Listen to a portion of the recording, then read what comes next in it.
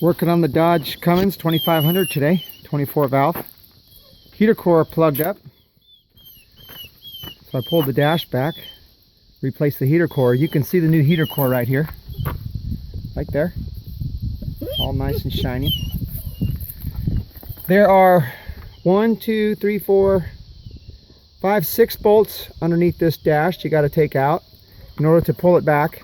And then there are several screws that come out here, here, here. Those are up by the windshield. Those have to come out. So the first bolt is here, and it bolts to the vehicle on the side here. I removed these kick panels. These kick panels need to come off. I'll show you on the other side. On this side of the vehicle, you have your bolt right here, opposite the other one. These two bolts in front of the gear shift in the middle on the console, those have to come out. I had to pull this cup holder out and pull it back. I was unable to remove it because the seats were in the way. It was pretty much a hassle, but it's pretty self-explanatory. This cover over the four-wheel drive shift, you can see you just pull it up and out, and then there's some screws that you see when you pull the screws out for the cup holder. Then there's two bolts underneath for the steering wheel. You take those two bolts out and the steering wheel drops out on the seat, and then this dash will just pull out like this. I used a long extension, the longest extension that you can get to pull these out because they're up underneath the windshield, these screws. The longer the extension, the better on those. In order to remove the heater core, there are 2 screws right on top of the heater core there. And then perhaps the worst screw of the entire job is down in there between the 2 pipes, down there about a firewall. That's a really hard one to reach. And then I learned that you can't just, well, actually when I pulled it out, I used a hacksaw. Here's the old one. I used a hacksaw to cut the pipes off to make removal easier. But then when I installed it, I figured out that the HVAC unit had to be pulled out because the pipes, you can't put the thing in there because the pipes are too long. So you have to pull this HVAC unit out. This is the HVAC unit. It's got to come out. So there are 2 bolts here. There's one up here by the door, up underneath here. And there's a bolt here, right behind the heater core. So 2 bolts on this side, and then 4 bolts on the inside of the firewall. I'll show you where those are at. Back in here under the engine compartment, there are 4 bolts.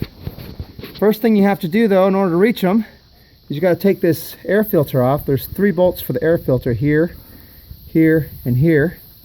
My air filter's around here somewhere. And then you have to take off this computer right here. There's a bolt behind that computer. I've already reassembled the computer.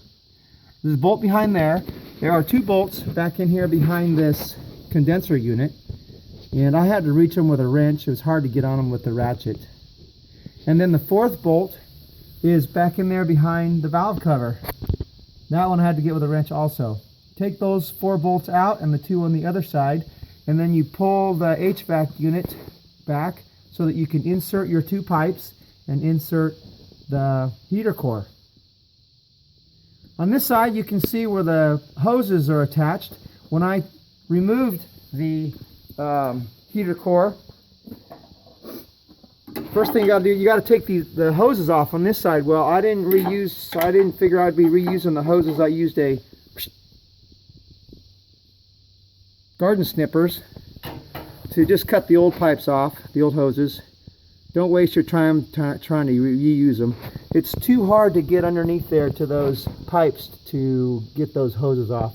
So here's my new hose. I got a couple of those, and those will go back on. You can see where they go here. One's an inlet, one's an outlet, and they just attach to the heater core pipes back there.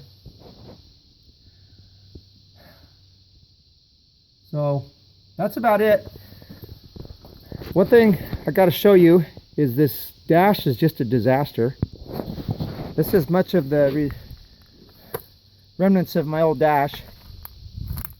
It just crumbles into pieces. Every time you touch it, it just breaks into pieces. It's just so brittle.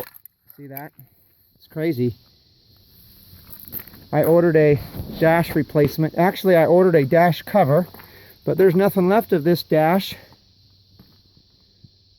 to glue a cover on, so I ordered a replacement dash from LMC Trucks. Replacement dash that's going to go over the top is going to replace this old one, and then the bezel that goes in front of the steering wheel on the front. I also bought a new one of those. I had to remove this.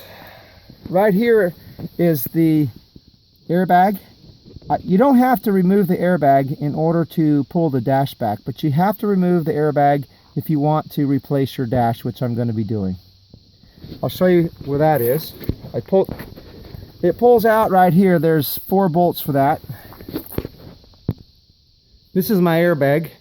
There's 3 bolts in the front, and then you reach up underneath to get 2 bolts here in the back. So there's actually 5 bolts, and then you got to unclip it there. Just a wire connection there. It's pretty simple. It came right out. It just pulls straight out. It's nothing to it. Make sure you disconnect your battery when you do that. I hope this video helps you. If you have any questions or comments, feel free to post them. And may your Dodge Cummins run forever.